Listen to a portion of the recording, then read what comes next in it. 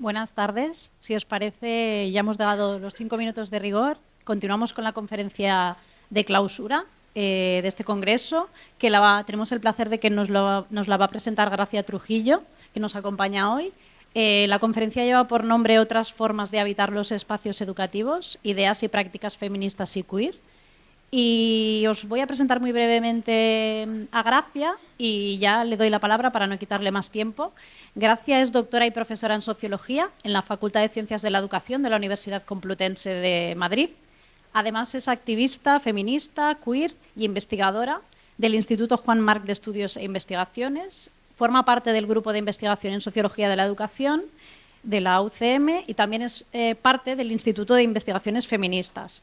Lo fundamental de su trabajo y uno de los motivos por los que nos acompaña aquí hoy es que investiga epistemologías críticas en educación, también otras formas de pedagogías alternativas, tanto a nivel educativo como a nivel familiar, además de abordar también los movimientos disidentes. Ha formado parte de muchísimos proyectos, entre ellos uno de los recientes Diversity in Childhood, coordinado por la Universidad de Girona, y entre sus libros, uno de los más recientes, publicado en Catarata, pues Feminismo Queer, es para todo el mundo, ¿no? Y pues con eso y muchísimas más aportaciones que os puede hacer ella, os dejo con Gracia. Muchas gracias por estar aquí. Vale, muchas gracias.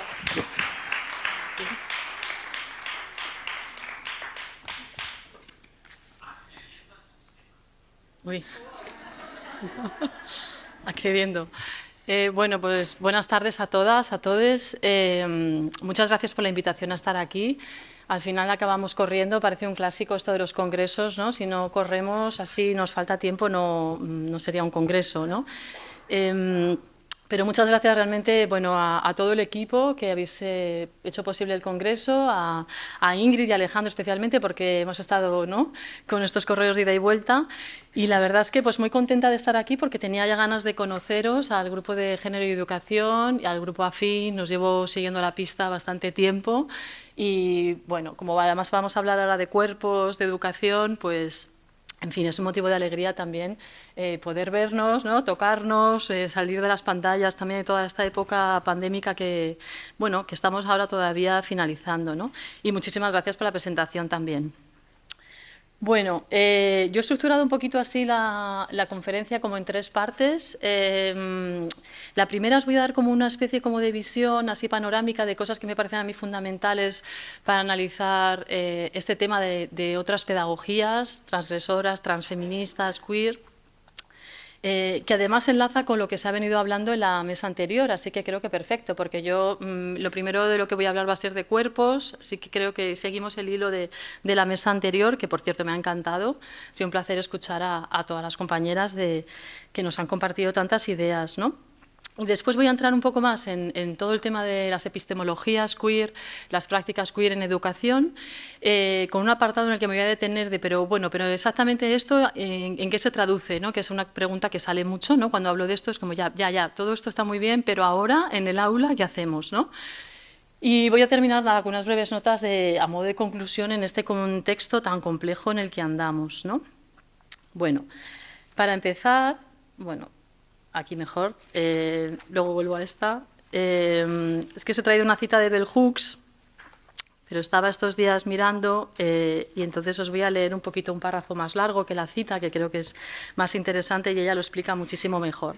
El párrafo es de un capítulo, el capítulo 13 de este libro, que tenéis aquí en la diapositiva, que tenemos la suerte de que se tradujo el año pasado, un libro que seguro que conocéis muchas aquí, que es este de Enseñar a transgredir la educación como práctica de la libertad, lo ha publicado Capitán Swing, ¿no?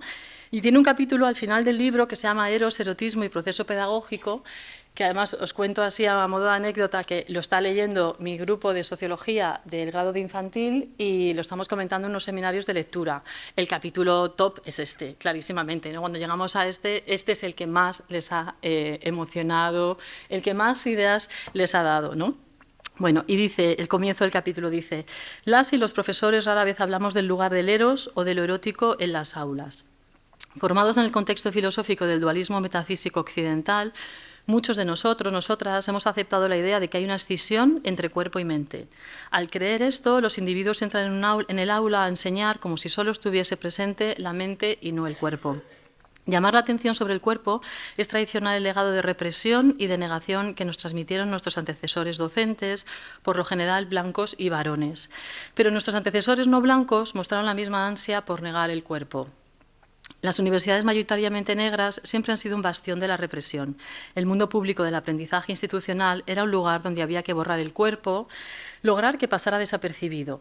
Cuando empecé a ejercer de profesora y debía ir al servicio en medio de una clase, no tenía ni idea de qué hacían mis antecesores en tales circunstancias. Nadie me habló del cuerpo en relación con la enseñanza. ¿Qué se hacía con el cuerpo en el aula? Cuando trato de recordar los cuerpos de mis profesores, me sorprendo incapaz de traerlos a la memoria. Escucho voces, recuerdo detalles fragmentarios, pero muy pocos cuerpos enteros. Y mientras preparaba esta conferencia me acordaba de una de mis profesoras de instituto, que es de las que recuerdo más, que para explicarnos la pintura egipcia se subió a la mesa del aula, se quitó los zapatos para mostrarnos cómo ponían los pies los egipcios y las egipcias. Y esto es una cosa, es que es como un flash que tengo así una foto de recuerdo del instituto, ¿no?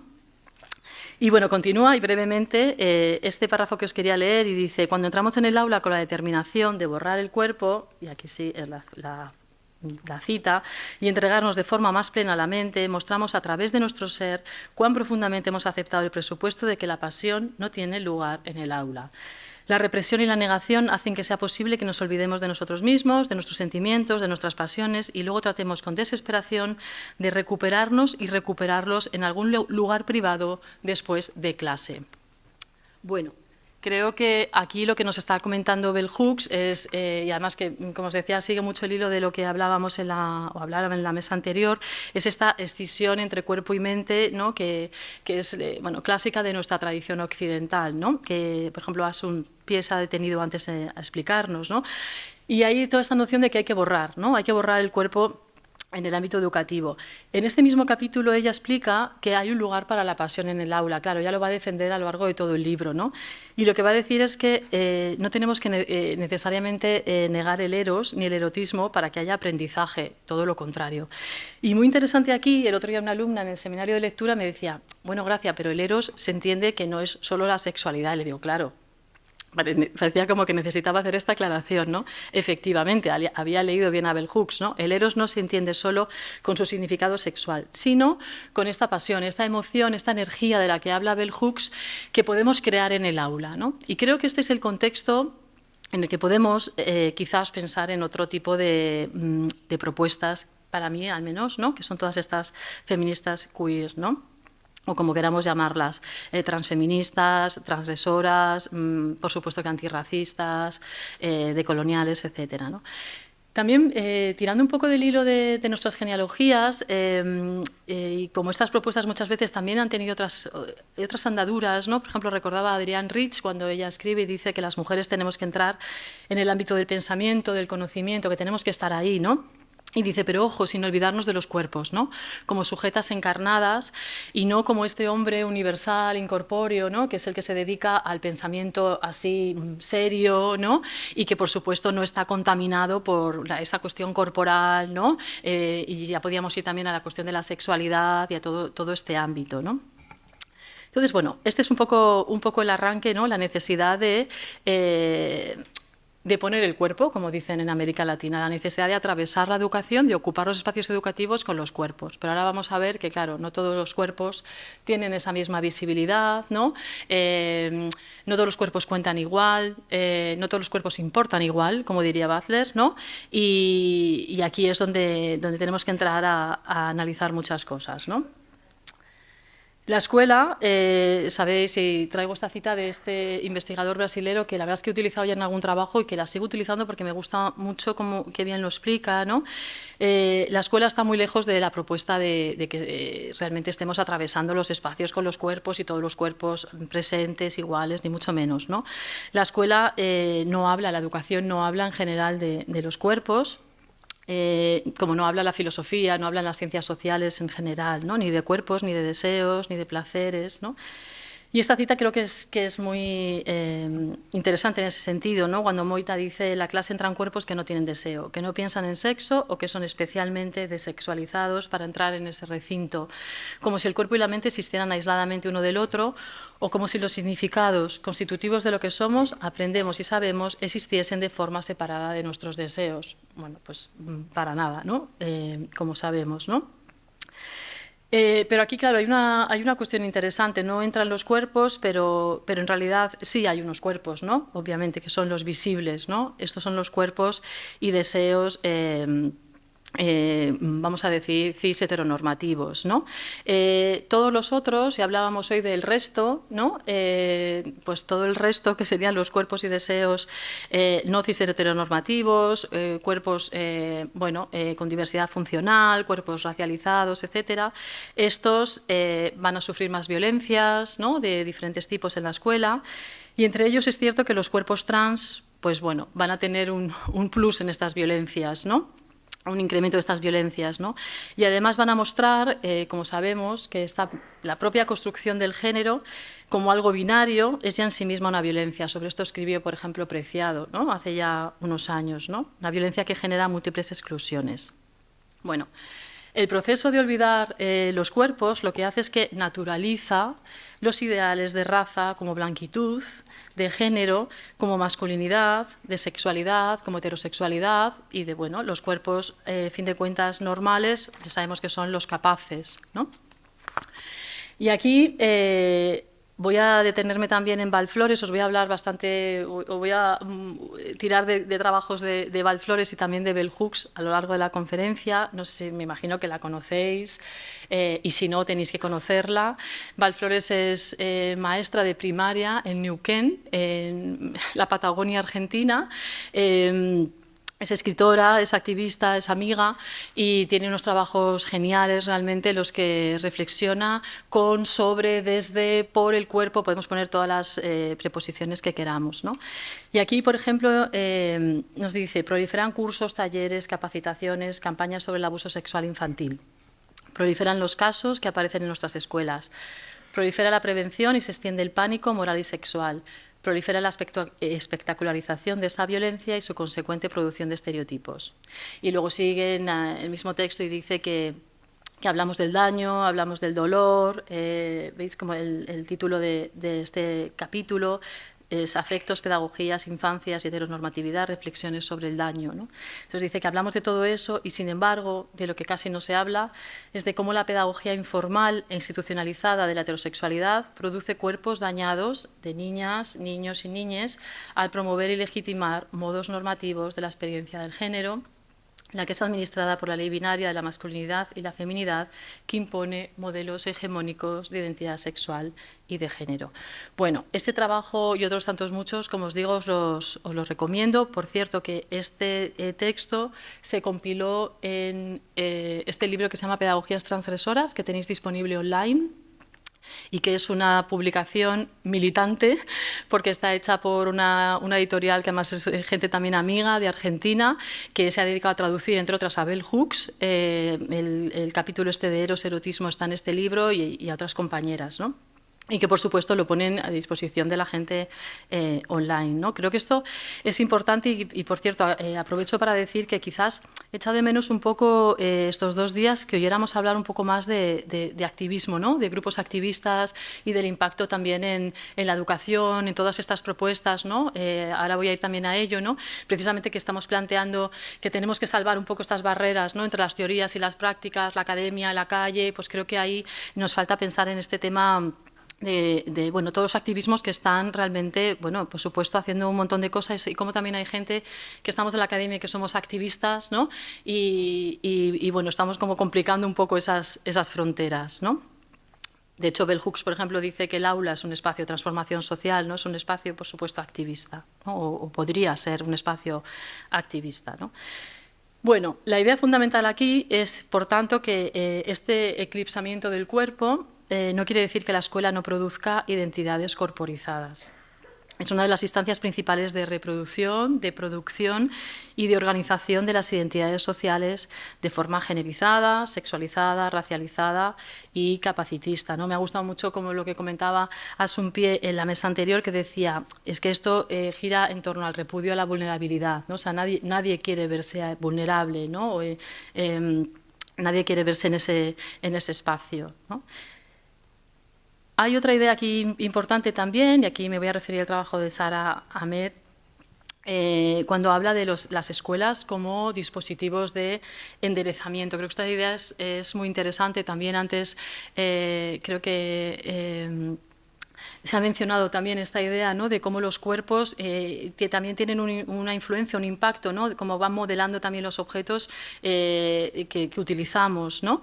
Y fijaos qué idea tan interesante esta cuestión de que todo está orientado al cuerpo recto. Por ejemplo, aquí cuando analizamos la transición de la educación infantil a primaria, en educación infantil, bueno, más o menos les dejan moverse un pelín más, ¿no? En el aula, los rincones, aunque pasan mucho tiempo también sentadas y sentades en las mesas haciendo fichas y tal, ¿no? Pero ya es en primaria cuando realmente el cambio es tremendo, ¿no? Ahí sí que están ya todo el mundo ¿no?, en su pupitre, ¿no?, en su silla, mirando a la maestra, al maestro. Aquí ya se acabó un poco lo que se daba y ahí ya este enderezamiento del que habla Sara Ahmed está clarísimo, ¿no? Y ella pues, desarrolla un poco esta idea del cuerpo recto, ¿no? El cuerpo straight, ¿no?, cis heteronormativo, ¿no? Y también podríamos decir capaz, por supuesto, ¿no?, que le funciona todo bien, ¿no? Y aquí también ella comenta el papel del profesorado en este enderezamiento, ¿no?, como papel activo en penalizar, ¿no?, en señalar, vigilar todos estos momentos queer, ¿no?, cuando puede haber así desviaciones de ese comportamiento straight, ¿no?, del tipo la niña que le gusta jugar al fútbol, ¿no?, a determinada edad, que según vamos avanzando ya empieza a ser más, ¿no?, más así, bueno, estás en un espacio que no es el tuyo, o el chaval que se quiere apuntar a danza y de repente esto es un poco complejo, ¿no? Y también la manifestación de los deseos queer, ¿no? Una alumna mía de prácticas me contaba cómo una maestra de infantil le había reprimido a una niña porque decía, no sé quién, no me acuerdo, es mi novia, y dijo, mire, no digas tonterías, ¿cómo va a ser tu novia? Será tu amiga, ¿no? Esto en infantil. Por cierto, que mi alumnado de prácticas, todo lo que me va dando de feedback en las tutorías, esto me parece un trabajo de observación maravilloso, ¿no?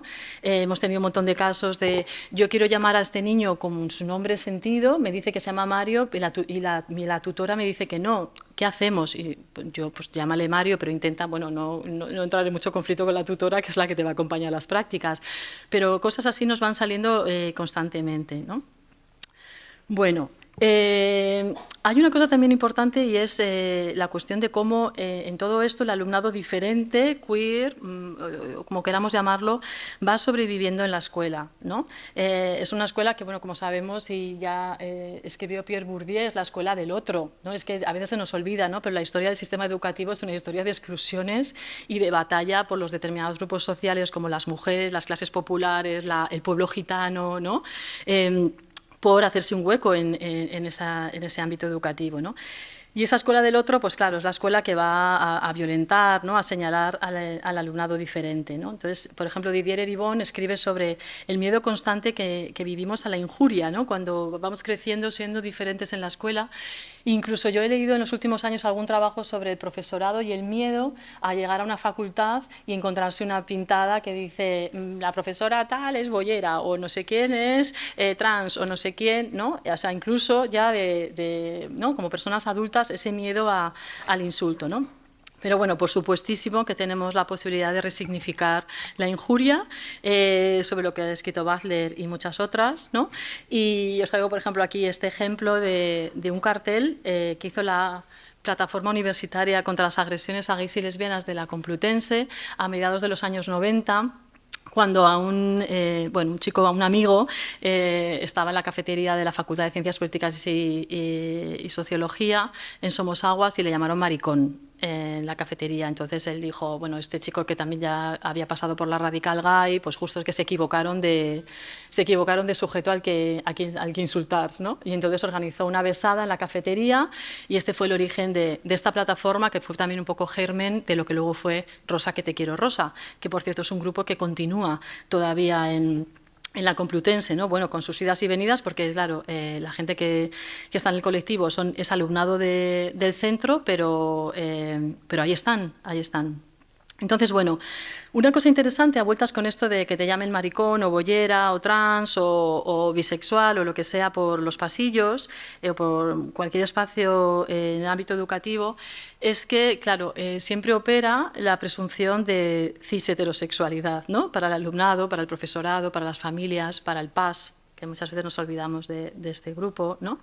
Y esto lo que hace es que nos empuja a las personas diferentes, no cis-hetero, a tener que estar saliendo del armario. Tú te cambias de facultad y entonces empiezas otra vez con el proceso de salir del armario. Es una cosa divertidísima, no paramos nunca, ¿no? O sea, hasta, no sé, que seamos abuelas, seguiremos, ¿no? También es cierto que las que tenemos nuestra pluma ya currada de muchos años, pues esto nos lo ahorramos, ¿no? Porque ya llegas y ya es tu carta de presentación, ¿no? Pero a lo que voy con esto es que seguimos con esta cuestión de tener que salir del armario y sobre todo con la cuestión que creo que aquí es central de que tenemos que hablar de sexualidad. Esto es lo que decía el sociólogo Jeffrey Weeks hace ya unos años, que decía, claro, cuando salimos del armario lo que estamos haciendo es poner sobre la mesa con nuestras familias, con compas del trabajo, con no sé, nuestro alumnado, con quien sea, estamos hablando de sexualidad, en caso concreto de la nuestra, ¿no? Cosa que en general la gente no hace, ¿no? Esto es lo de empujar a salir del armario es esto, empujar a hablar de sexualidad, que a lo mejor a ti no te apetece nada hacerlo en el ámbito laboral, por ejemplo, ¿no? Igual hablas de sexualidad con tus amigas, pero no sé, en una reunión de departamento, ¿no? Esto no sucede si no queremos inventarnos una vida paralela, que no, claro, o si no queremos dar la sensación de que hay algo que ocultar, ¿no? Una especie como de secreto o algo así.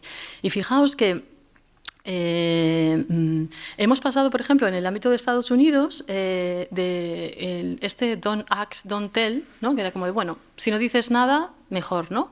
Hemos pasado directamente al Don't Say Gay de Florida, ¿no? Se acaba de aprobar esta normativa en Florida que no se puede pronunciar palabras como gay, lesbiana, trans, homosexualidad en la escuela. Pero bueno, es que aquí en Europa tenemos la ley contra la propaganda homosexual de Rusia, que por cierto tiene una redacción, es una normativa tan laxa que ahí entra todo, que ha tenido un impacto brutal en el ámbito educativo, porque el profesorado está, claro, que no puede trabajar estos temas y no solo eso, sino que, bueno, pues otra vez vueltas al armario, ¿no? Y esta es una cuestión que creo que es importante, esto del armario, ¿no? Porque a veces parece una tontería, ¿no? Como que es una expresión que se utiliza, ¿no? Pues sal del armario, pues sal del armario, y se utiliza ya como un poco para todo. Bueno, pues el armario, como muy bien recuerda Valflores, es el nombre que señala una experiencia vital de la disidencia sexual que los discursos sociales no han considerado relevante. Podemos considerar el armario como una verdadera institución opresora, promovida, controlada, instigada por la propia sociedad.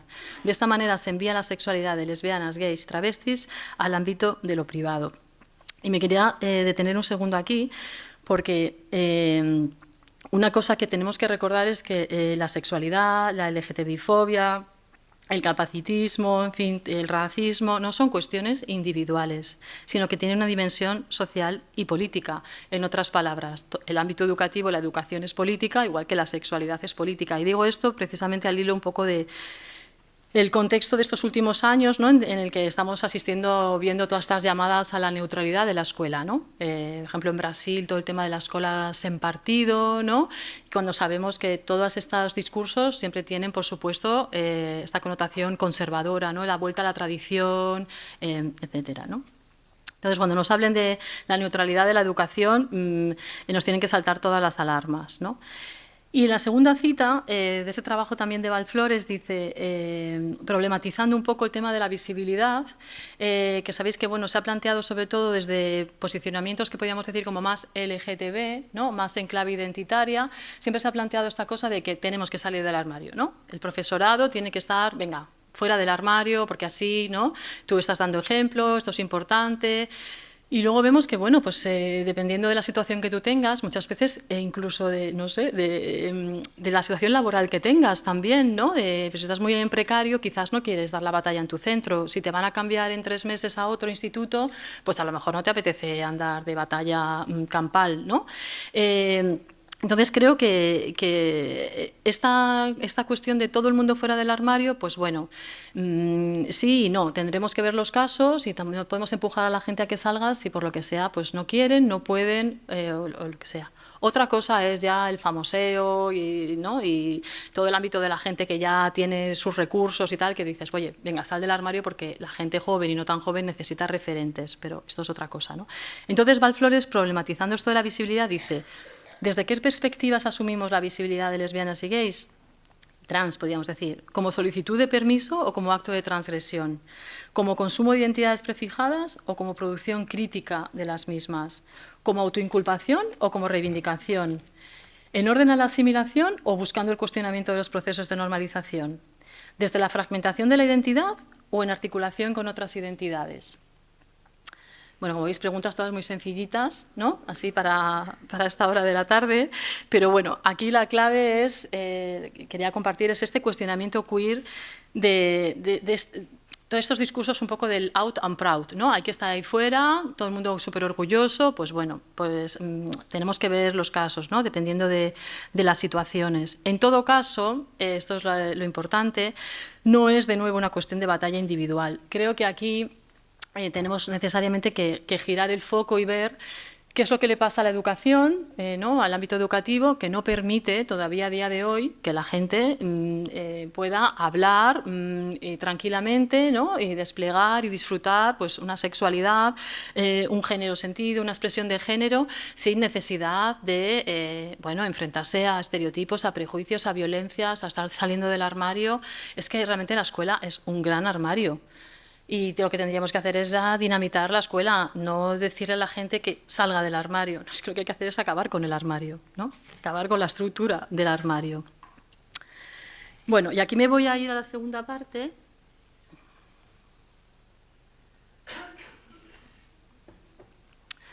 Que es un poco ya la de las epistemologías queer. Bueno, os comparto aquí este libro en el que compiló, entre otros, Diego. Es una pena que no se haya podido quedar, ¿no? Porque esta referencia creo que es muy interesante para muchas de las cosas que se han ido hablando estos 2 días, ¿no? Y que os voy a compartir aquí, ¿no? Creo que para mí, cuando decimos queer, estamos hablando de un proyecto crítico que es, como no, heredero de la tradición feminista y anticolonial. Dicho de otra manera, si no es feminista y anticolonial, pues entonces para mí no es queer. Estamos hablando de otra cosa, pero no lo queer.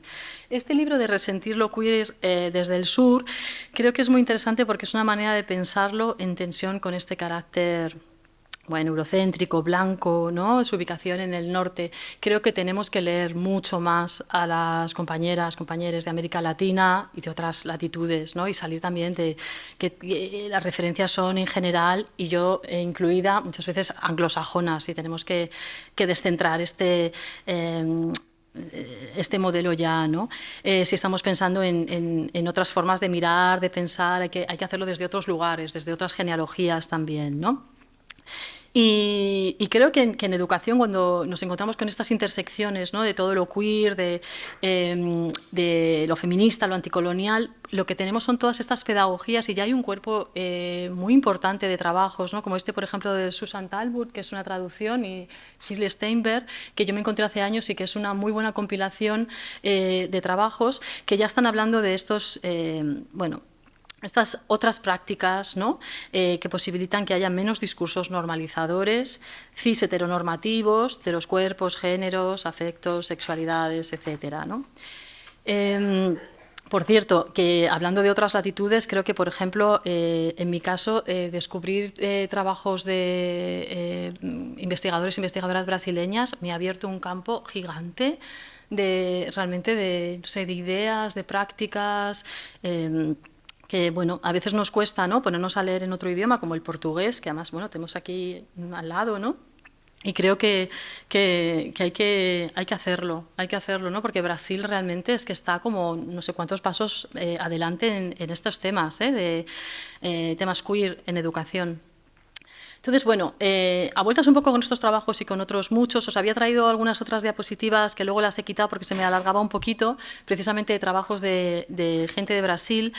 Quería decir que queer lo tenemos que entender entonces como una epistemología, ¿no? Como una herramienta o un conjunto de ellas para mirar, pensar de manera crítica la educación y como una política, ¿no? Hay que recordar que queer no es una identidad, ¿no? Yo cuando veo esto de LGTBIQ+, siempre digo, jola, es que ahí la Q no. Ahí la Q, a mi modo de ver, no, porque la Q no es una identidad y porque la Q significa teorías, prácticas queer que venían a cuestionar esas políticas identitarias, ¿no? Representadas en lo de la LGTBI, ¿no? Además de que lo queer es esta rama, ¿no? Este brazo, o como queramos decirlo, esta corriente radical, y lo LGTBI sabemos que es más moderado, institucionalizado, etcétera, ¿no? Entonces, es interesante que esto, que no es una identidad, que es un sustantivo, ¿no? Queer, que te pueden decir por la calle, o también un adjetivo, un verbo, y aquí, ayer, por ejemplo, también se hablaba de esto de queerizar, ¿no? Atravesar, como dicen en América Latina, tortillear, amariconear, que quizás nos resuena más que esto de queerizar la educación, ¿no? En todo caso, es un hacer. Creo que aquí es muy interesante lo de centrarnos en la cuestión de las prácticas, ¿no? Las prácticas queer de enseñanza, ¿no? Entonces, bueno, ¿cuáles son, si tuviera que resumir así, sintetizaros un poquito el corazón de lo que son las pedagogías feministas y queer, a mi modo de ver? Luego conversamos y me decís si echáis de menos algo o matizamos algo. Para mí, una cuestión fundamental es la crítica a la normalidad, ¿no? Por supuesto, ¿no? Como comenté en un texto que escribí, en el Orgullo Crítico de Madrid decíamos esto de normal, es un programa de mi lavadora, que luego felizmente Viruta, este cantante trans, llevó una canción, ¿no? Entonces, ¿qué es esto de lo normal, ¿no? ¿Quién o quiénes definen qué es lo normal y qué no es normal? Sabemos que es una convención social, histórica, que va cambiando en el tiempo, cosas que hoy nos parecen muy habituales, hace unas décadas eran impensables, ¿no? Y esto va asociado a esta reivindicación de la diferencia y creo que esta es una cuestión clave, ¿no? No hablamos tanto de diversidad como de diferencia, ¿no? Y hay toda una problematización de los discursos de atención a la diversidad, ¿no? La diversidad entendida siempre como lo del resto que hablábamos antes, ¿no? Entonces está la normalidad que dejamos intacta y luego están estos otros y otras que son la diversidad, ¿no? Si hablamos de familias y decimos diversidad familiar, y esto siempre se lo pregunto a mi alumnado, ¿no? Si yo digo diversidad familiar, ¿en qué pensáis? Ay, pues así tímidamente me dicen, en las familias homosexuales, en las familias de colores. No, claro, la familia tradicional, ¿no? La dejamos ahí, no entramos a analizarla, ¿no? Entonces yo les digo, no, pues lo que tenemos que hacer es girar el foco y decir, no, todas las familias son diferentes, no hay unas que son las normales, que de hecho lo que nos muestran los datos es que cada vez es un porcentaje más bajito, ¿no? Sino que tenemos que pensar eso, en esta otra clave, ¿no? Este giro del foco a que todas son diferentes y vamos a ver cómo lo son, ¿no? Que diferentes formas de organización hay y no hay unas que son las normales y otras que son, bueno, estas cosas así como medio exóticas, así, ¿no? Estas cosas diversas. En América Latina, compañeras activistas ya llevan problematizando esto mucho tiempo, ¿no? Esto de la diversidad como un paraguas que intenta nombrar y no dice al final nada. Nos habla de la diversidad, no se sabe muy bien a qué nos estamos refiriendo, ¿no? Entonces entendemos queer como diferente, como inapropiado, raro, rara, como no normal, como no simplemente algo alternativo, ¿no? Queer como algo cool y alternativo. No, bueno, es bastante más que eso, ¿no? Lo entendemos como no cis heteronormativo, ¿no? Y también como algo vinculado, como os decía antes, a los activismos. Para mí esta es una cuestión fundamental también, ¿no? Esta ruptura de la barrera entre teorías y prácticas, activismos y ámbito académico, ¿no? Queer es, por supuesto, también anticapitalista, antirracista. Y quería mencionar aquí además una cuestión, oyendo ayer hablar a las compañeras sobre coeducación, por ejemplo, a vueltas con esto de la mirada interseccional, creo que seguimos como bastante ancladas en esta cosa de hablar del género y luego, y luego la interseccionalidad. Y aquí se supone que entra el resto, ¿no? Y seguimos sin realmente, me sorprende, ¿no? Que estos discursos siguen todavía, ¿no? El género es la variable central.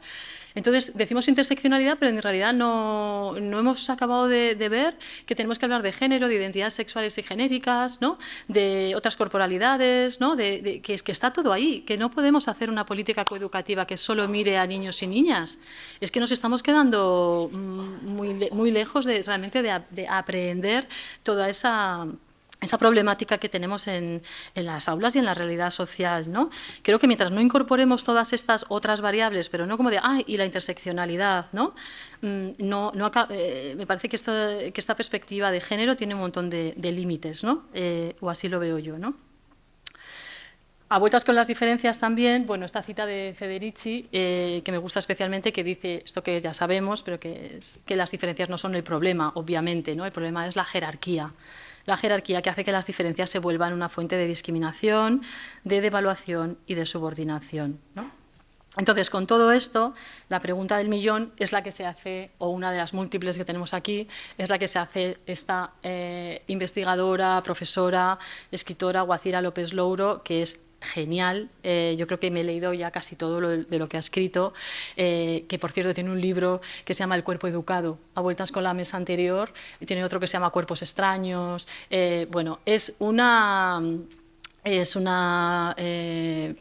teórica realmente a seguir, a leer, ya está jubilada pero sigue muy activa, y fue además clave en Brasil en la traducción de muchos trabajos queer, ¿no? Que ella ha contribuido a dar a conocer, ¿no? O sea, que en Brasil es una figura muy importante en todo este ámbito, ¿no? Luego además que es súper maja en la relación, ¿no? Yo la conocí en un congreso y desde entonces seguimos en contacto y es una persona generosa, bueno, una maravilla. Entonces ella se pregunta esto, ¿no? Y dice, ¿cómo pueden los saberes queer, intrínsecamente subversivos y provocadores, articularse en campos tradicionalmente normalizadores y disciplinadores como la educación? Pues efectivamente, ¿no? Esta es una de las grandes preguntas, ¿no? De todo esto y ahora cómo hacemos con este ámbito educativo que tenemos, ¿no? Y como os comentaba, creo que para empezar a responder un poco esto, tenemos que pensar en lo que os decía de cómo las aportaciones queer en educación hacen más hincapié en las prácticas que en las identidades, cuestionan los binarismos, de múltiples tipos, ¿no? Hablábamos en la mesa anterior, ¿no? Asun decía todos sobre los que se asienta el saber y la cultura dominante, ¿no? Esto de hombre, mujer, heterosexual, homosexual, naturaleza, cultura, tal, ¿no? Entonces, una de las cuestiones que creo que propone Guacira y que yo he leído a más teóricas, ¿no? En este ámbito es esta cuestión queer de exceder la identidad, ¿no? Estamos haciendo una crítica a la política identitaria, ¿no? Cómo vamos organizando la figura del gay, de la lesbiana, de la mujer, ¿no? Y decimos, oye, tienen que tener puntos de fuga y tienen que ser cuanto más inclusivas, mejor, por supuesto, ¿no? A vueltas con el debate que tenemos ahora de si las mujeres trans no son mujeres, vamos a ver quién define los límites de la identidad mujer, ¿no? Y la violencia que supone precisamente dibujar esos límites, ¿no? Pues una de las cuestiones que se plantea es exceder esa identidad, ¿no? Y esto es una cosa que a veces practico en clase, sobre la que escribí un artículo también, que es que como claramente muchas ya se nos ve si somos bolleras, somos trans, maricas, etcétera, pues yo les problematizo mucho esto y entonces en vez de que me vean solo como la profesora que claramente no es hetero, ¿no? De sociología, pues yo les hablo mucho pues de que he estado muchos años en la asamblea del 15M y que soy muy militante del tema de la bici y que soy ecologista, bueno, y ahora que estoy en el mundo de la crianza les hablo un montón de batallas de la maternidad y entonces esta cosa más caleidoscópica así de las identidades descentra la cosa solo de la identidad sexual, porque esto nos pasa mucho a la gente que somos diferentes, que de repente esa diferencia es la que a ti te constituye y con la que te ven literalmente. Son las gafas, solamente te ven así, ¿no? Entonces creo que esta práctica es muy interesante y os animo a que la pongáis en práctica, seguro que lo hacéis, ¿no? Esto de hablar al alumnado, de compartir, que por cierto es una cosa que menciona también mucho Bell Hooks, ¿no? No podemos pedirles que nos hablen si no hablamos. Lo que pasa es que eso también te pone en espacios más vulnerables también, ¿no? A veces hay cosas que cuentas que dices, a mí me pasa a veces, ¿no? Que digo, no sé, esto que he contado, digo, bueno, ya lo he contado, ya está, ¿no? Ya está. Pero es verdad que luego ves a gente que, claro, con estas clases gigantes que tenemos, que yo veo el grupo de clase que me sigue y que es cómplice, y luego veo otro grupo de clase que me mira como diciendo, a ver, que estamos en el tema 3 y la profesora nos está contando, ¿no? Bueno, esta es otra cuestión que quizás podríamos rescatar antes, y ahora cierro el paréntesis, que es sobre este modelo de educación que tenemos con el plan de Bolonia. ¿no? Tan centrado en el alumnado como clientes del sistema educativo, ¿no? En la mesa anterior hablábamos de todo lo que podemos hacer, ¿no? Toda la cosa creativa, tal. Bueno, yo os dejo caer cómo hacemos para implicar a un alumnado, que hay uno que sí participa y hay otro que está un poco en, esto es el tema 3, esto entra en el examen, todo lo que excede a eso les incomoda. Yo por lo menos tengo esta realidad en mis aulas, me cuesta a veces realmente hablar desde otros lugares, plantearles otros temas, no siempre es fácil, ¿no? Con esta ratio tan elevada que tenemos. Pero bueno. Algunas ideas fundamentales y luego ya las voy a aterrizar en prácticas. Bueno, básicamente que tenemos que ir más allá de la incorporación simplemente del contenido queer en los currícula, ¿no? Otra idea es que si queremos deconstruir la normalidad, esto significa que no podemos enseñar solo o para sujetos queer, ¿no? Necesitamos rechazar cualquier normalización, sea racista, sexista, homo, lesbo, bi, transfoba o la que sea, ¿no? Todo esto tiene que ser parte de nuestro hacer queer, ¿no? Del hacer y que tiene que ver con esta noción que yo planteaba en el título del habitar queer, ¿no? Que ahora iré a ello, ¿no? Una mirada queer, por tanto, transgrede precisamente los límites, ¿no? Entre lo queer y lo normal, leído como cis hetero capaz, ¿no? Pensemos, por ejemplo, en todo nuestro alumnado. Yo en los últimos años tengo cada vez más chiques que vienen y me dicen que son no binarias. Digo, qué bien, ¿no? Venga, pues ¿cómo quieres que te llame? Y me lo apunto en un papel, ¿no? Que son transgénero, que están planteándose otras muchas cosas, ¿no? Entonces, bueno, creo que todo esto pues, problematiza estas, como vuelta otra vez a las dicotomías, ¿no? De ¿eres hetero o no? Pues es que hay otras muchas ya escenarios posibles aquí, ¿no? Igual eres hetero, pero eres no binario, ¿no? Y ya nos ha planteado otra serie de cosas, ¿no? Y aquí hay una idea interesante que es que se nos olvida que toda identidad necesita, ¿no? O que toda norma necesita una desviación para existir, ¿no? Y creo que aquí esto es lo que nos pasa con la noción de normalidad y lo difícil que es hackearla, ¿no? Lo difícil que es realmente sí, como entrar en ella, ¿no? Y aquí otra cita de nuevo de Val Flores, que dice: sigo sosteniendo que mientras no haya narrativas en primera persona de las propias educadoras lesbianas y gays, sin pretensiones de autenticidad ni de verdad exclusiva, un discurso crítico descorporizado no hace más que construir lo diferente como exterior y extraño, es decir, que sigue impulsando la maquinaria de la normalidad. Y esto es así. Yo creo que sí, que podemos hablar mucho de ay, el alumnado LGTBI, ay, sí, no, niños y niñas en educación, tal, pero volvemos otra vez a la cosa descorporizada, ¿no? Y mientras preparaba esto me acordaba de hace años que invitamos a Pamela Palenciano a venir con su monólogo No solo duelen los golpes a la facultad, y yo todavía lo pienso, y han pasado unos cuantos años, que aquel monólogo que hicimos en el Salón de Actos de la facultad movió más que 150 mesas redondas sobre violencia de género y 150 jornadas. Aquel día realmente, o sea, bueno, la gente salió llorando del Salón de Actos, emocionadas, emocionades. Nos duró semanas el impacto de aquel monólogo, ¿no? En el que ella pone el cuerpo para hablar de su propia experiencia, ¿no? Como chavala maltratada a la que no golpearon, su novio no golpeaba, pero que la tenía hecha polvo, ¿no? Y semanas después todavía me venía gente a las tutorías, me encontraban en la cafetería y me decían, jo, gracias, que yo me he dado cuenta que no soy yo, pero mi amiga resulta que igual tiene este novio un poco, a mí hay cosas que no me convencen, o sea, les dio para pensar, para impresionante, ¿no? Entonces creo que va un poco por ahí, ¿no? Y de nuevo esta idea de no podemos pretender que nos cuenten si no nos ponemos un poco ahí nosotras también a contar y a compartir, ¿no? Bueno, y también salía ayer, como no, Paulo Freire, ¿no? Cuando hablábamos de la necesidad del diálogo, del compartir, pues de nuevo también esta idea de la educación, que es mucho más, sabemos, ¿no? Que transmitir conocimientos, tiene que ver con la creación de una condición nueva de conocimiento, ¿no? De una disposición de aprendizaje original, diferente. Todo esto es lo que están planteando estas pedagogías feministas y queer, ¿no? Implicarnos de otra manera en el conocimiento. Y aquí Paulo Freire pues ahonda en esta idea de la pedagogía de las preguntas, ¿no?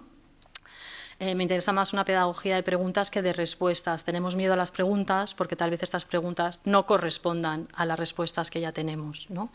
Pues sí, tenemos que seguir incidiendo en las preguntas, ¿no? No tanto en las certezas, ¿no? Y hay un trabajo de Karen Koppelson que me gusta mucho, tiene ya unos años, pero está muy bien, en la que ella habla de esto, ¿no? De que lo queer en realidad no es un listado de contenidos que tú vayas a sumar al aula, ¿no?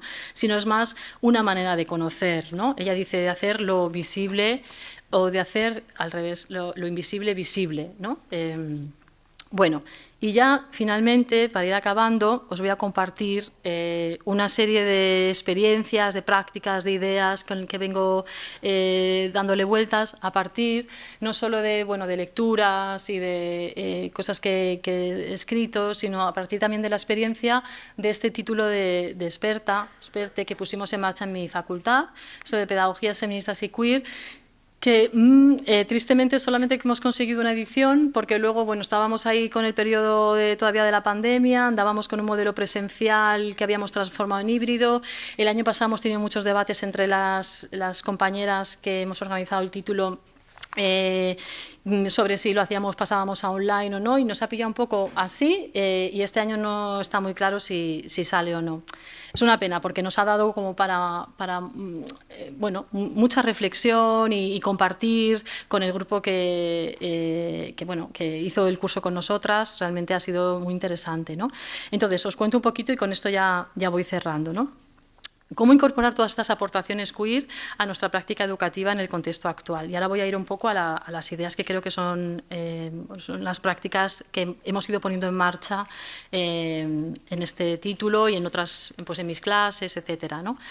Aquí tenemos que hacer frente a las dificultades.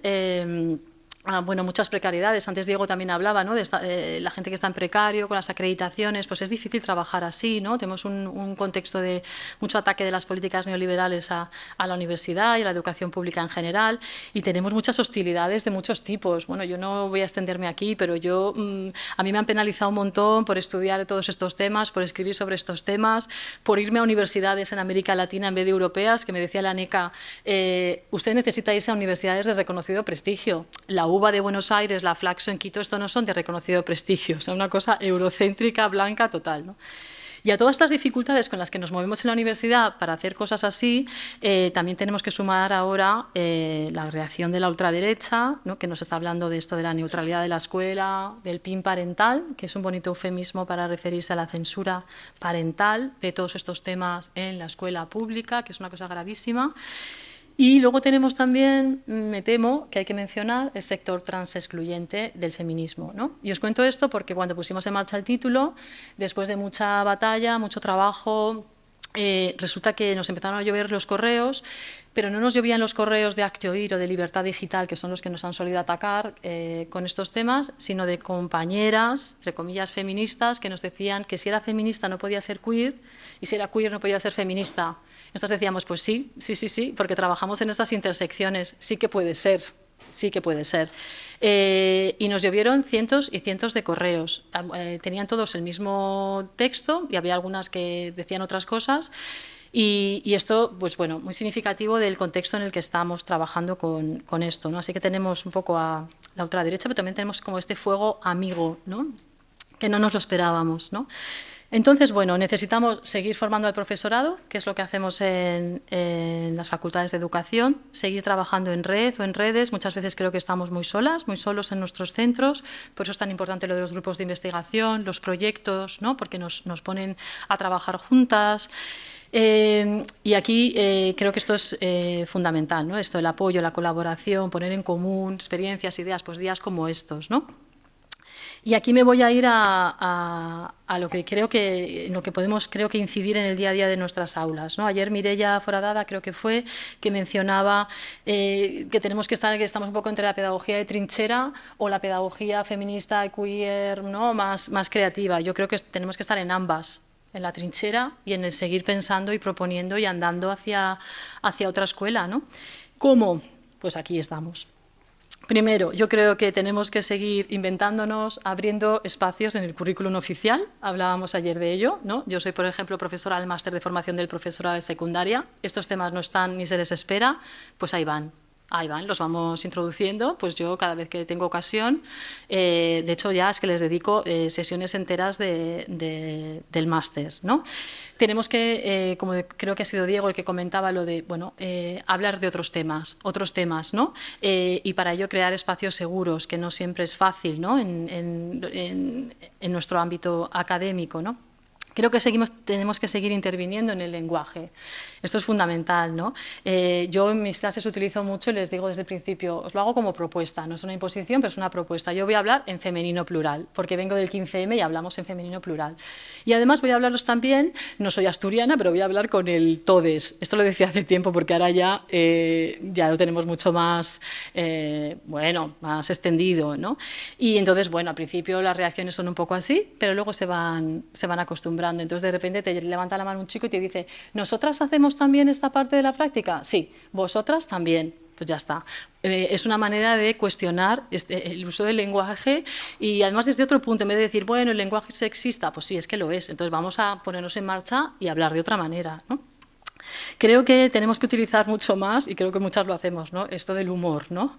La alegría un poco. Ayer también salía este tema, ¿no? Creo que fue Ivette la que lo comentó, ¿no? No todo es dolor, victimismo, pues que si no ahí nos morimos, ¿no? Sino que hay que darle ahí este queer twist, ¿no? A la vida un poco. Creo que también es importante lo de incluir otras fuentes y otras referencias, por favor, o sea, en los trabajos, ¿no? Los TFGs, los TFMs, las tesis, en lo que escribimos, en los artículos, en todo, ¿no? Necesitamos, por ejemplo, irnos a los blogs. Ya nos hablaban de un podcast maravilloso, ¿no? A los cómics, al cine, a la literatura, a otras fuentes. Esto de las metodologías queer pasa por hacernos con otras fuentes, ¿no? Como dice Halberstam, esto de las metodologías carroñeras, ¿no? Que cogemos un poco de aquí y de allá como podemos, ¿no? Pero también esto es una manera de reconocer a la gente activista que a lo mejor no publica un paper en una revista inglesa, falta que hace, pero sí está publicando textos maravillosos, como hacía, por ejemplo, Itziar Arciga hace años, ¿no? Con su blog, que la leíamos todas, ¿no? Y como hacen tantas otras compañeras. Estos textos se pierden y la verdad es que yo a veces me doy sorpresas así geniales cuando veo que alumnas, por ejemplo, pues me sacan trozos de textos de Facebook o de Instagram o de un vídeo y digo, claro, porque por aquí también se está hablando y se está reflexionando sobre cosas, ¿no? Tenemos, por supuesto, que incluir autoras negras, feministas menos conocidas, aportaciones de maricas, bolleras, bis, trans, gente no binaria, queer, en nuestros currícula, que es que no están por ninguna parte y no hace falta que sea un curso de género o de temas LGTBI como los que da Arnau para que nos pongamos a leer a la gente queer. El otro día una compañera me decía, y tanto rollo con Judith Butler, pero si a Judith Butler mucha gente no la ha leído hasta que de repente se pone en conversación con Laclau, ¿no? Y con Chantal Mouffe y es como, espera, que esta es una filósofa seria, ¿no? Porque está dialogando con figuras, ¿no? Mientras tanto, decía esta compañera el otro día, una amiga argentina, les llevábamos desde los 90 ahí estrujándonos la cabeza con lo que escribía Butler y hasta que no realmente se puso a dialogar con filósofos así considerados, mucha gente no empezó a leerla, ¿no? Bueno, creo que también tenemos que seguir rediseñando espacios cis-hetero como los baños, ¿no? En los centros escolares. Esto se ha hecho mucho en mi facultad. Ay, me parece que me he ido. Se ha hecho mucho en mi facultad y todavía sigue generando problema, pero estamos con esta batalla de que los baños son para todo el mundo, ¿no? Luego hay otra cosa que es seguir analizando, que es algo que también salió ayer, ¿no? Las prácticas cis-hetero, capacitistas, que construyen la infancia como asexual y protohetero. Si tú eres una niña es como de, no digas tonterías, pero ¿cómo vas a tener una novia? ¿No? Y mientras tanto seguimos con las preguntas de, ¿ya tienes novio? Qué pesadez, de verdad. O sea, dejad a la infancia en paz, y menos con este rollo hetero también, ¿no? Es que es verdad. Y todas estas prácticas que además, como decía, ¿no? Pues borran todas estas otras posibilidades de sexualidades, de identidades, o al menos lo intentan, ¿no? Y creo que también tenemos que seguir trabajando y elaborando recursos para seguir con las dudas deconstructivas, ¿no? Y hacerlo con el alumnado, aprovechando también mucho su creatividad. A mí una cosa que, volviendo al título, que me ha sorprendido mucho es que les proponíamos así trabajos, por ejemplo, pues bueno, podéis hacer un trabajo a vueltas con estos libros. Hicieron unas maravillas de trabajos, ¿no? Grabándose vídeos, un fanzine, o sea, bueno, aprovechemos también la creatividad de nuestro alumnado, ¿no? Y como decía antes, tenemos que seguir un poco borrando estas barreras de también profesorado-alumnado, ¿no? Que siguen mucho, ¿no? Y que a veces es verdad que la ratio que tenemos y es verdad que los cursos que damos pues no permiten romperlas mucho, pero siempre que podemos con grupos más pequeños como este, pues sí, ¿no? Y bueno, ya para cerrar, voy a hacerlo con Bell Hooks y Val Flores, que me llevan acompañando todo este rato, con estas citas que creo que tenemos que recordar, ¿no? Como dice Bell Hooks en este libro de Enseñar a transgredir, dice que la enseñanza, pues que no se nos olvide que también es una forma de activismo, ¿no? Ahí estamos poniendo nuestros cuerpos e intentando, bueno, pensar y activar y poner en práctica otras formas, ¿no? de habitar y de estar en el ámbito educativo, ¿no? Esta idea del aula como un espacio de transformación social, ¿no?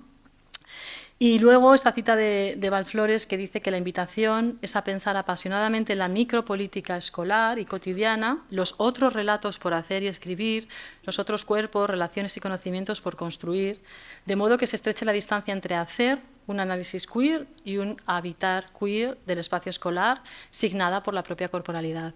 Y aquí, por ejemplo, me apunto de una cosa que se ha ido hablando, de esto de los relatos autobiográficos, porque yo hago una práctica en clase que tiene que ver con sus biografías educativas en las que salen muchas cosas, pero creo que lo del relato autobiográfico me lo quedo para ponerlo en marcha, porque creo que por aquí pueden salir muchas cosas, ¿no? Así que, bueno, nada, termino con un par de referencias por si queréis seguir con las preguntas. Sobre todo os traigo este artículo aquí porque está online, más que nada, que si ponéis así el título lo tenéis online, podéis pincharlo fácilmente. Y este otro texto que también quería compartiros, entre otras cosas porque Asun Pie y Jordi Planella tienen un artículo en él.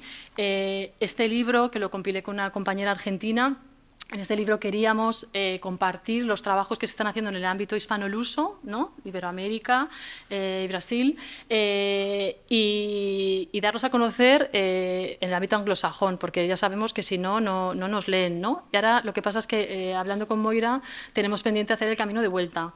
Ahora tenemos que traducirlos al castellano para que se puedan difundir aquí, ¿no? Que creo que también es importante, porque hay trabajos geniales que si no, pues estos libros al final son caros, no se conocen y no se difunden como nos gustaría, ¿no?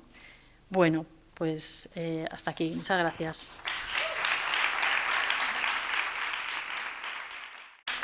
Muchas gracias, Gracia. Bueno, ha sido, creo, fantástico, ¿no? Has comentado muchísimas cosas. Me ha encantado esto de los espacios educativos como...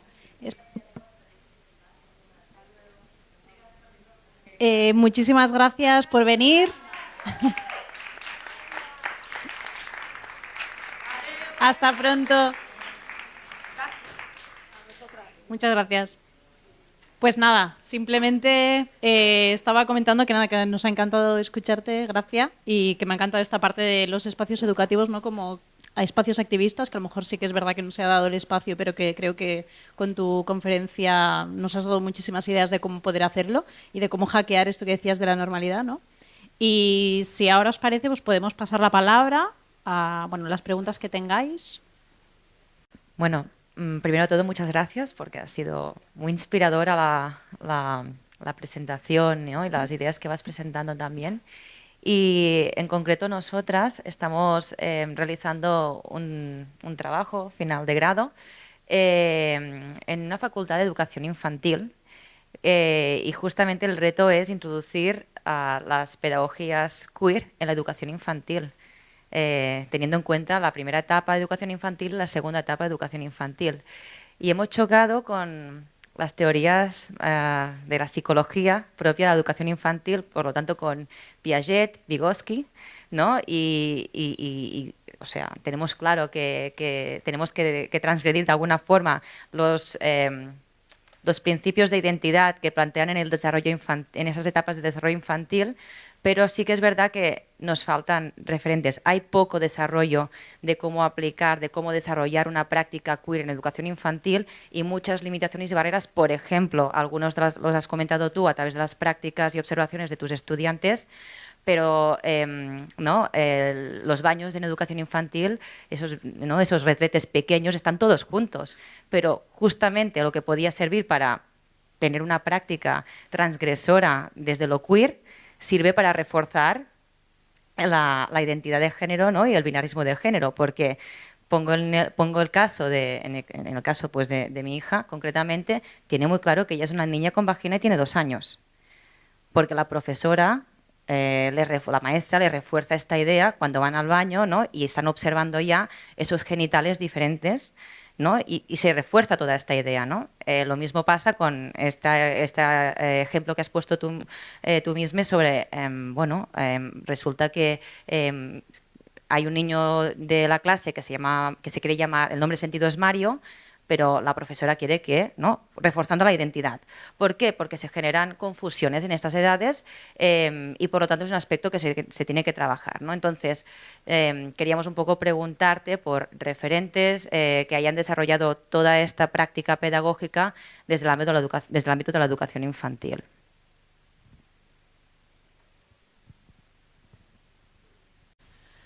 Bueno, el ámbito de la educación infantil nos queda muchísimo, ¿eh? Mira,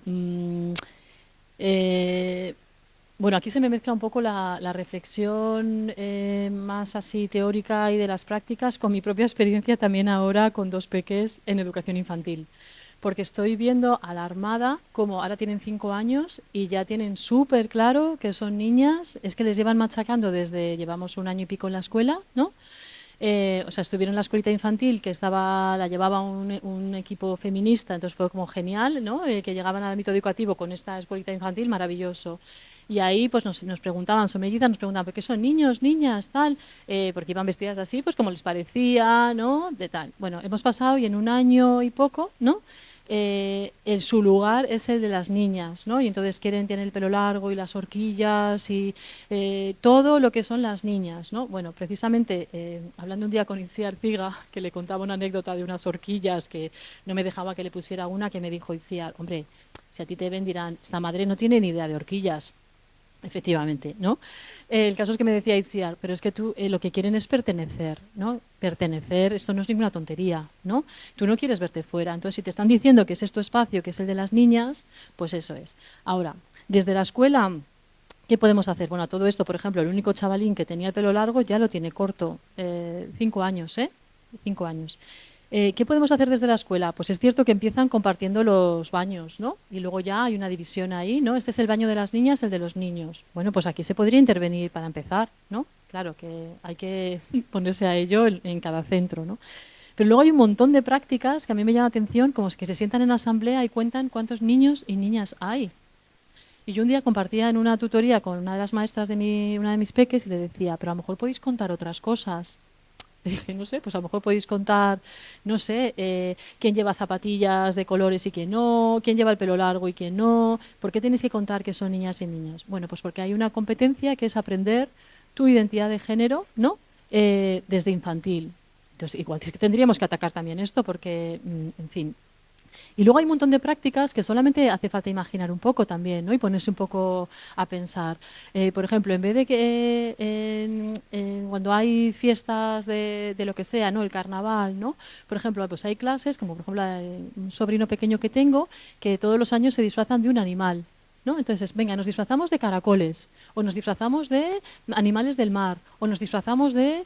Y de esa manera ya estás saltándote un poco la cosa de, ay, las niñas de princesas y los niños de superhéroes, ¿no? Pero sí, es impresionante. Y además, fíjate, yo hace unos años ya dirigí un TFG a un chico de doble grado que analizábamos en qué momento los estereotipos ya estaban muy presentes en las aulas, en infantil, entre infantil y primaria. Y me acuerdo que de ese trabajo de fin de grado, una de las conclusiones era que ya con 6 y 7 años, de comienzos de primaria ya estaba supermarcado, ¿no? El binarismo sexogenérico. Pero es que yo me lo estoy encontrando ahora antes. Es que yo creo que en algunas cosas tristemente estamos yendo para atrás y esto tampoco es casual. Esto tampoco es casual, ¿no? Hay toda una reacción en marcha que lo que está haciendo es volvernos otra vez para atrás al ámbito educativo del rosa, el azul, el niño y la niña. O sea, todo lo que sea ampliación de derechos, libertades, de toma del espacio público de mujeres, personas LGTBI y tal, el ámbito educativo hay que intervenir. Y yo creo que esta vuelta atrás que estamos teniendo, claro que no es casual. Y la estamos teniendo y tenemos que hablar de ella porque es grave, ¿no? Entonces, con ese panorama, pues bueno, hay que pensar, ¿no? Y hay que ver qué podemos hacer para cambiar las cosas. Y la formación del profesorado es clave. que hablando también con una de las maestras de una de mis peques, yo le decía, bueno, no sé si vais a hacer algo que tenga que ver con familias. Esto fue la primavera pasada, porque no sé si sabrás que, bueno, tienes aquí una peque que tiene 2 mamás. Bueno, y tenemos una relación poliamorosa. Esto pensé, bueno, esto ya le va a estallar la cabeza. Y me dice, es que yo, como hasta ahora no he tenido de eso, bueno, esa misma tarde yo tenía clase en mi grado de educación infantil, entonces llegué a clase, claro, en plan, bueno, vamos a ponernos las pilas aquí, y les dije, aunque solo aprendamos esto hoy, esto es fundamental. O sea, tú, 2 cosas. Primero, no puedes hablar así, obviamente, ¿no? Segundo, tienes que observar. Tercero, define eso, que es un poco como lo del resto, ¿no? Es que me recuerda esto del resto, ¿no? Y luego, además, en esta misma clase hay una niña que es una niña de acogida, ¿no? Hay otra madre que está criando sola. Hay otra pareja que es una pareja divorciada que se ha reagrupado. Todo esto es información que tú vas observando en los cumpleaños. Es un espacio también muy interesante de observación, de trabajo de campo, ¿no? Entonces, defíneme eso. Entonces, vamos a ver. Por eso yo decía antes lo de cuando hablamos de diversidad familiar, si tú no tienes alguien que tiene 2 mamás o 2 papás, ya no es diversidad familiar. Hay otro niño que es un niño adoptado. O sea, vamos a ver. Entonces, giremos el foco, cambiemos la mirada y pasemos. Esta es una maestra que es relativamente joven. Entonces, no sé, quizás algo le ha tenido que llegar, ¿no? O sea, no es una mujer que está a punto de jubilarse que dices, bueno, ya le pilló esto. No, no. Es una mujer relativamente joven, en un centro escolar en el centro de Madrid, público, no sé, como... en fin, con estas estamos, ¿no? Como ves, no te doy una lista de cosas que se pueden hacer, sino que invito a que las pensemos colectivamente, ¿no? Pero bueno, que se pueden hacer muchas cosas, ¿no? Que vayan más allá de esto, de los binarismos y de pensar las cosas de otra manera, ¿no? Hola, estoy aquí. Buenas tardes, muchas gracias por la intervención, todas las intervenciones. De hecho, tengo el cerebro como y tengo que bajar. Porque soy docente, estoy en secundaria y soy de educación física. Entonces sí que soy de la parte del cuerpo y mucho machismo según qué prácticas, ¿no? Entonces tengo algunos planteamientos que tengo dudas, a ver si me podrías ayudar, ¿vale? En el nombre sentido, en educación secundaria, a mí me vino rápido cuando yo soy binaria, no binaria, y le digo, ¿y esto qué es? ¿No? Y esto fue relativamente hace poco, que son como 2 años, ¿no? Entonces nosotros rápidamente cambiamos los docentes, pim pam, pues tú quieres este nombre, te llamamos así, ¿no? Pero desde la reflexión de las personas más expertas o más tradicionales, dije, bueno, hay un nombre que es oficial, si los papás no están de acuerdo, entonces me genera dudas esta parte, ¿no? ¿Le podemos cambiar el nombre a un adolescente sin permiso del padre? Esto es una duda, que me genera. Otra cosa es el tema de los baños, ¿no? Estamos en el instituto donde los baños no tienen género, ¿no? Pueden ir bueno, es el mismo baño. De hecho, tenemos baño profesores, pero yo voy con el de los alumnos, no pasa nada. Pero me planteo, cuando las chicas tienen la regla y si quisieran lavar su copa menstrual y están allí, esto también me genera dudas, ¿no? Las prácticas estas del género. Después, otra cosa es el binarismo, ¿no? Si yo no interviniera en el género en mis clases, cuando, por ejemplo, batearían solo los chicos, las chicas nunca batearían, entonces digo, sí, un uno, ¿no? Porque si no, son los chicos siempre los que salen primero, los que eligen primero, ¿no? Y también tengo dudas para intervenir aquí. Y la última cosa ya paro es, y no hace falta que me contestes todas, pero son dudas, es el tema de los espacios cuando hablamos del patio, ¿no? Porque yo gestiono los patios y quiero que sean espacios donde, no sé quién, ayer citó a Batwin, creo que era, que cada niño tiene que encontrar su espacio en nuestro patio, ¿no?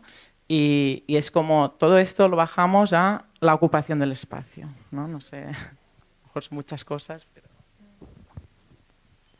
Vale, con las bateadoras no te he entendido muy bien. Cuando estamos jugando a un juego que es pitching, nada, y tiene que batear, ¿no? Cuando le lanzan y batea, las chicas no batearían nunca primera. O cuando tienes que pedir un voluntario, las chicas nunca salen de primera, porque ya lo hemos aprendido, ¿no? Entonces, estoy intentando aquí que ellas salgan y los niños bajen, en este sentido, pero sí que me baso en el género. Entonces,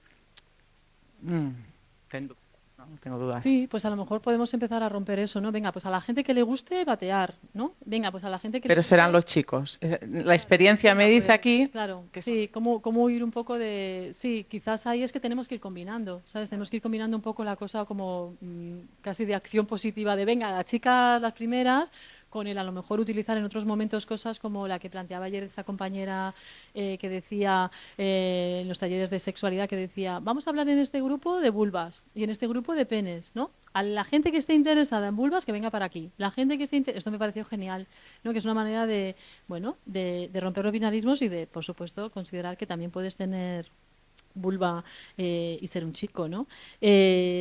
O una persona no binaria, o lo que sea. Entonces, tus intereses por dónde van. Creo que tenemos que ir combinando, ¿no? O sea, no hay una fórmula, por supuesto, hay un ensayo-error, ¿no? Y ir combinando, ¿no? ¿Podemos cambiar sin permiso el nombre, sin permiso de las familias? Yo creo que aquí hay que ver los protocolos que tiene cada centro, ¿no? Y si no lo hubiera, yo creo que lo que hay que hacer es, bueno, es el papel del profesorado como mediadores, mediadoras, creo que es muy importante, ¿no? Pues intentar hablar, mediar, y si no hubiera esa mediación, también se puede decir, oye, pues mira, el espacio de mi clase es un espacio seguro, entonces mientras estemos aquí, yo te voy a tratar así. ¿No? Yo creo que esto puede ser. Que de hecho, cuando, por ejemplo, yo me mencionaba antes a Bell Hooks, y esto es una cosa que digo siempre mucho en clase, mientras estamos aquí, estamos en esta clase y yo aquí no voy a tolerar ningún comentario ni ninguna actitud en esta clase. Este es el espacio que compartimos, ¿no? Pues tú puedes decir lo mismo en esta clave de, pues mientras estés aquí, yo te voy a llamar como tú quieres, ¿no? Luego, fíjate, lo del tema de los baños mixtos, a veces se nos olvida que, por ejemplo, en las casas no separamos los baños, ¿no? Decimos baño de chicos, baños de chicas. ¿Por qué los separamos en la escuela? ¿Por qué los separamos en la escuela? Sigue siendo una división, otra pieza del puzzle más, ¿no? De esta cosa de los niños y las niñas, que tenemos tropecientas, y esta es una más, ¿no? ¿Puede haber situaciones incómodas? Sí, pero bueno, creo que, pues que los chicos vean la copa menstrual, que igual no les va mal, ¿no? Pues que vean que hay chavalas que están con la regla. Pues, oye, también la regla hay que visibilizarla, ¿no? Ya está bien de ir a escondidas con la regla, que es una cosa que pasa, pues mira, pues ya está, ¿no? No sé, yo con esto de los baños mixtos creo que sí que es algo que ganamos, desde luego. Yo, la experiencia en mi facultad, aunque solo sea por todo lo que nos ha dado que pensar, todo lo que ha problematizado los espacios, todo el debate, creo que esto ya es una ganancia, ¿no? En términos colectivos. Otra cosa es cuando escuchamos a compañeras en otros contextos, ¿no? Que te dicen, pero si estamos defendiendo un vagón en el metro solo para mujeres, ¿qué me dices de baños mixtos? Porque esto es no. Entonces, bueno, nos vamos a esos casos y analizamos. Quizás ahí, pues, esta no es una buena estrategia. Pero creo que en nuestro contexto, al menos hasta donde yo sé, sí, ¿no? Y luego los espacios en el patio, hablábamos antes de la comida de, por ejemplo, Asun comentaba lo de las escuelas feministas, estos proyectos de escuelas feministas que hay, y por ejemplo en Madrid tenemos ya varios centros que han puesto en marcha desde hace unos años el tema de los patios feministas, ¿no?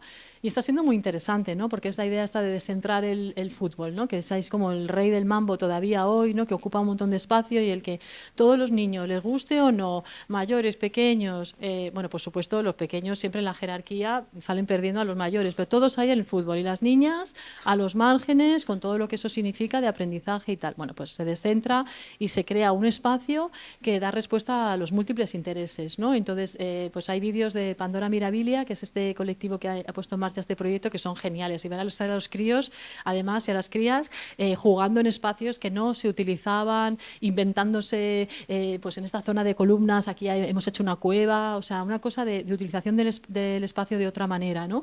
Y luego muy interesante porque al final lo que cuentan los peques en los vídeos es que dicen, al final todos jugamos un poco a todo, ¿no?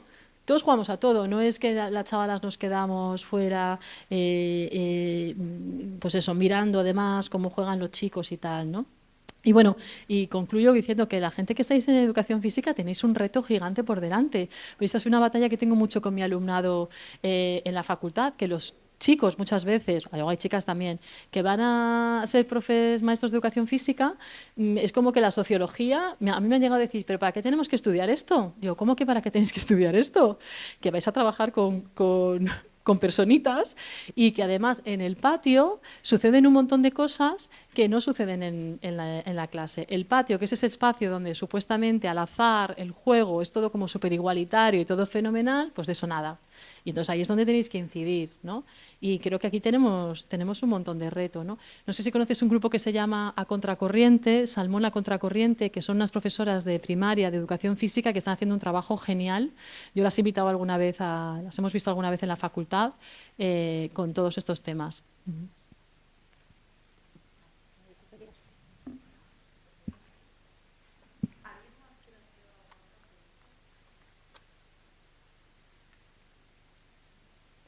Yo tengo yo aquí un comentario, pregunta, saber, es una cosa que se me está ocurriendo ahora y digo, a ver qué nos cuenta Gracia al respecto. Me estoy dando cuenta cuando se está tocando estos temas que, por ejemplo, si hablamos de educación infantil o de niños y género, las autoras que me vienen a la cabeza vienen sobre todo de la antropología, o ahora aquí tenemos a una socióloga hablándonos de esto, etcétera. Pero estudios que vengan de la pedagogía o dentro de las ciencias de la educación, no hay. Bueno, hay muy pocos, no quería decir ninguno, pero sí inexistentes, que desde dentro de la propia disciplina se hayan preocupado por los temas que estamos tocando hoy, ¿no?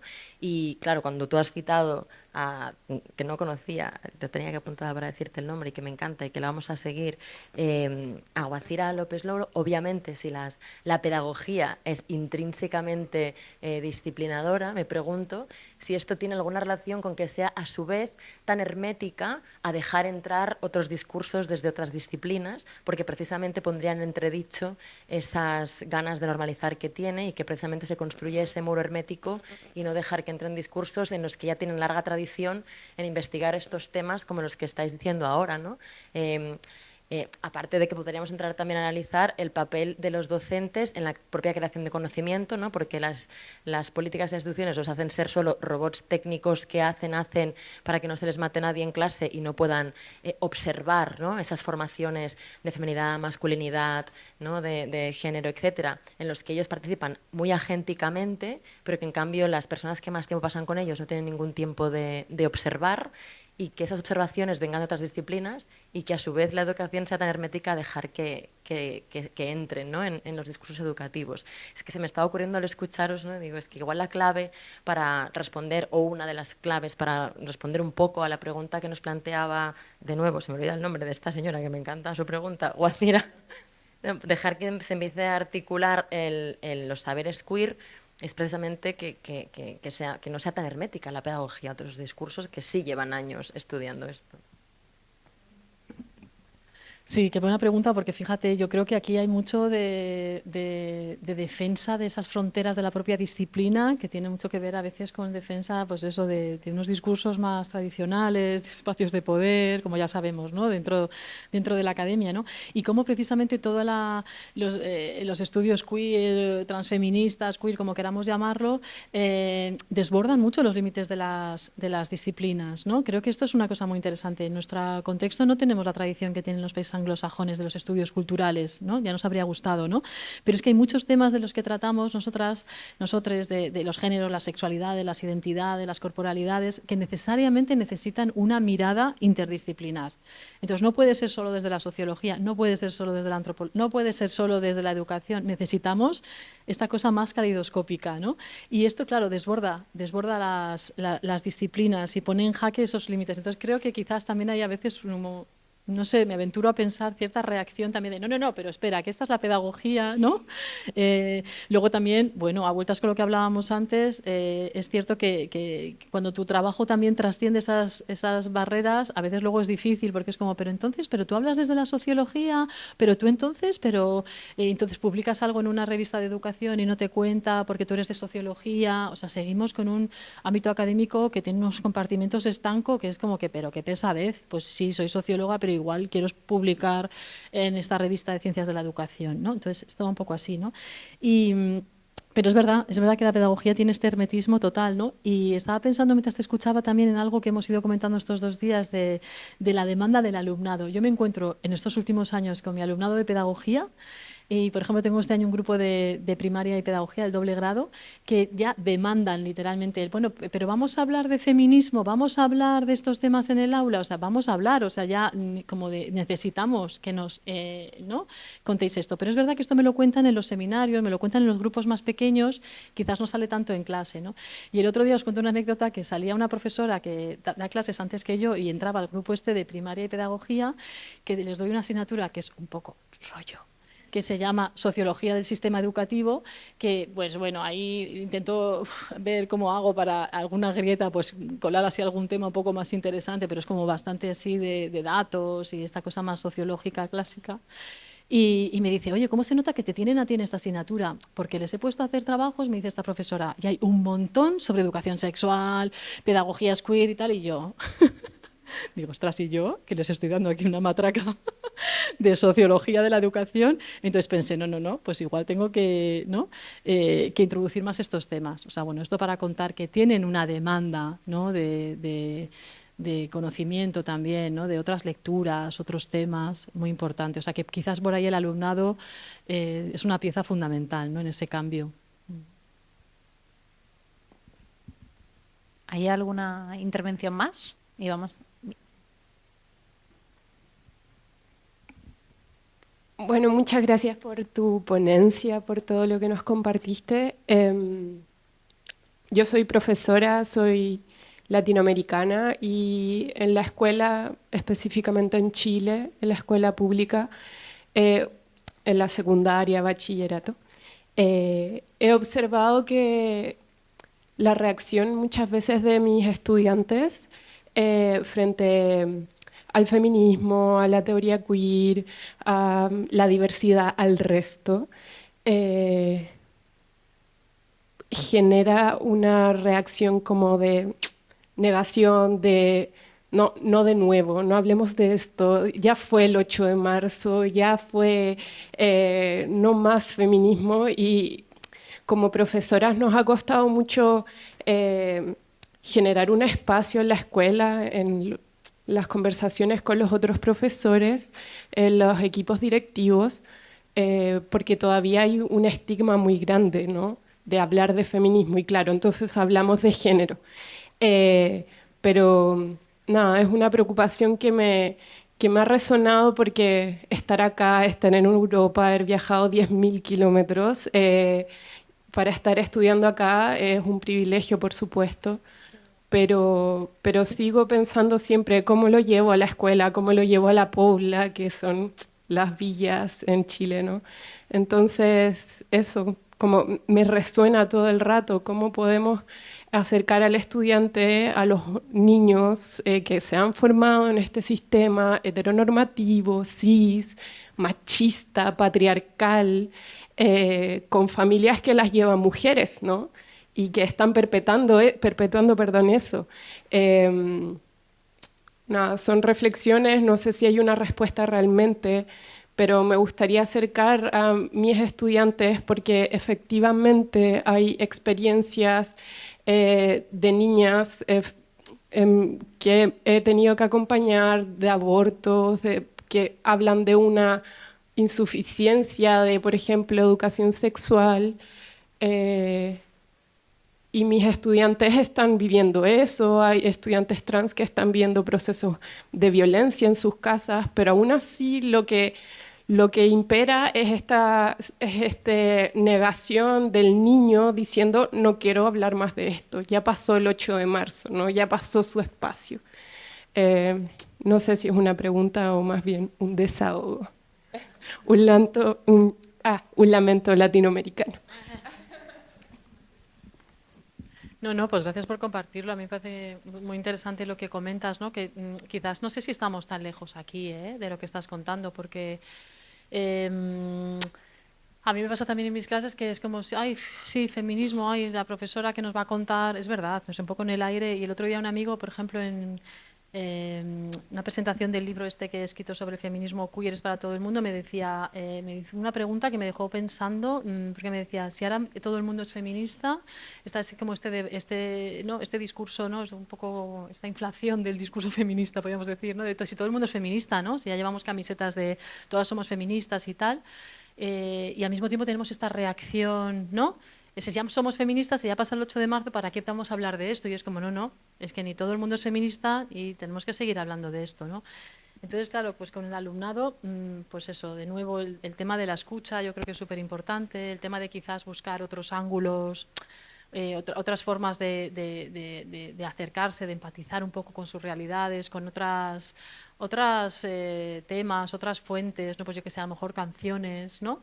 A lo mejor, estoy pensando en las tesis, pero a lo mejor esto ya también se quedó, no sé si resonaría o no, pero no sé, cosas que también está haciendo gente joven, por ejemplo, ¿no? En clave feminista, de música, no sé, en el mundo del arte, quizás por ahí se les puede entrar, ¿no? Con unos discursos más cercanos que a lo mejor no con, quizás, joder, nos van a volver a hablar otra vez de feminismo y de género y...